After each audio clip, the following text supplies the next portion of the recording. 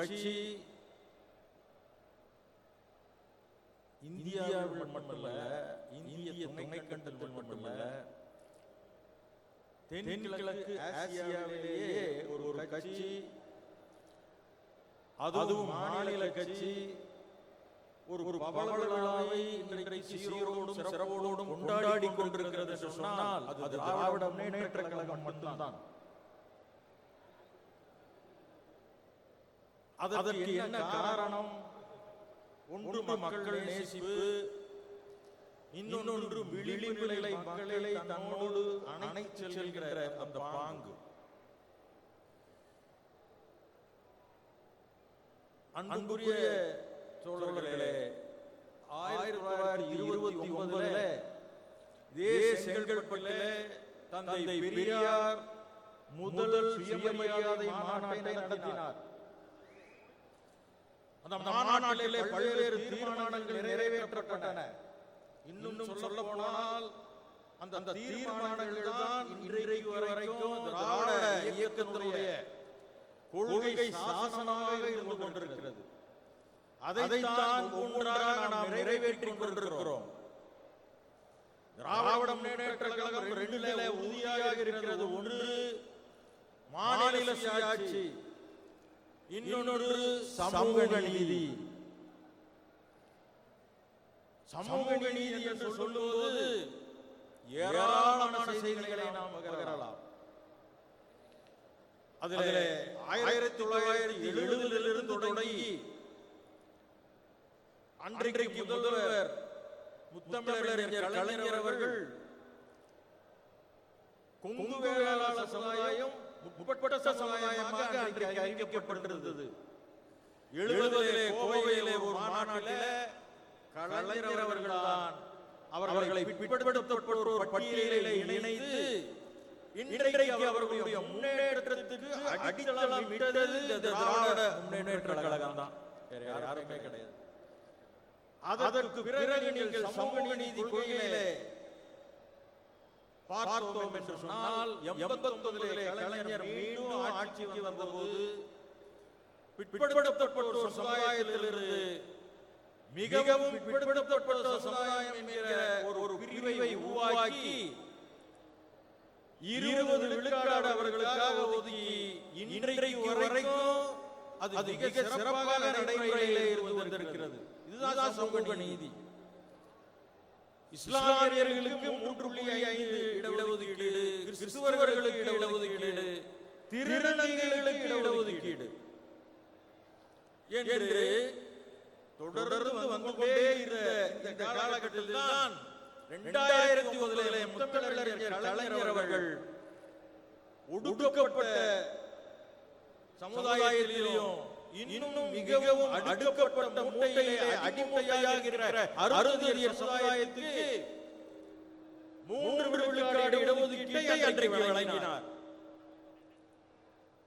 மிக பல்வேறு சிக்கல்களுக்கு மத்தியிலேதான் அந்த இடஒதுக்கீட்டை வழங்கினார். அப்பொழுது அவர் உடல்நிலை சரியில்லாமல் தான் இருந்தார்.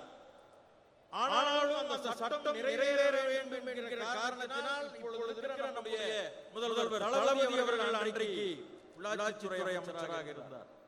அவர்தான் சட்டப்பேரவையிலே கொண்டு போய் அந்த சட்டத்தை நிறைவேற்றி காட்டினார். அந்த சட்டம் நிறைவேற்றி 2009 இன்றைக்கு ஏறத்தாழ 14 ஆண்டுகள் முடிந்து விட்டது.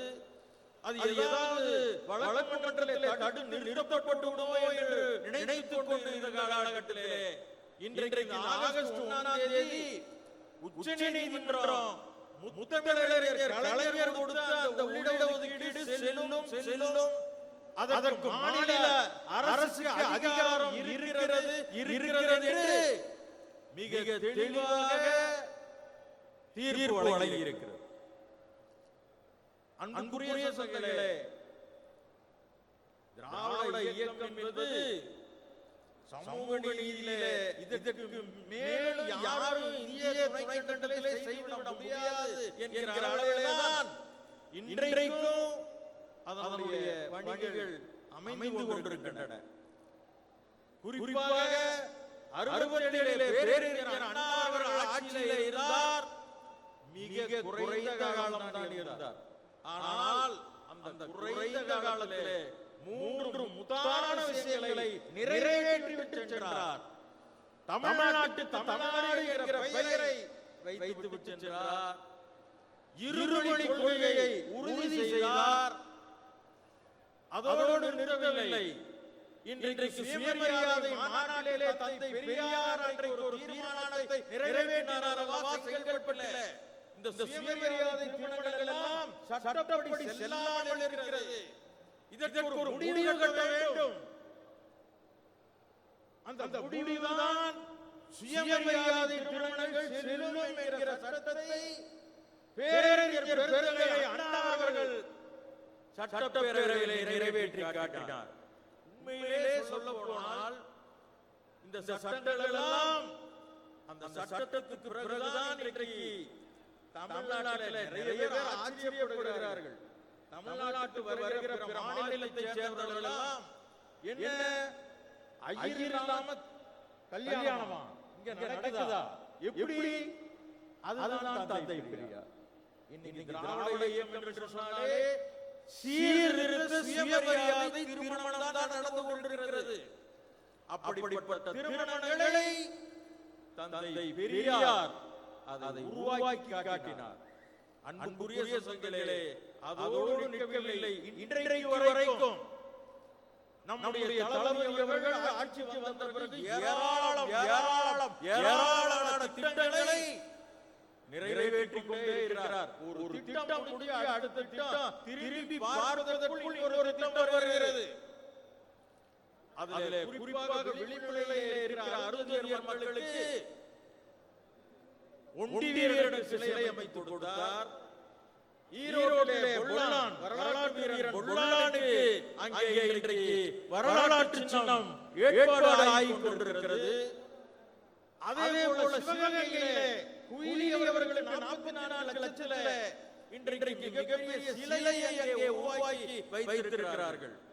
ஆக இப்படி ஒன்றாக ஒவ்வொரு மக்களையும் அவர்களுடைய கோரிக்கை என்ன என்பதையும் ஆய்ந்து அறிந்து நிறைவேற்றுவதிலே திராவிட முன்னேற்ற கழகம் நம்பர் 1 திகழ்ந்து கொண்டிருக்கிறது.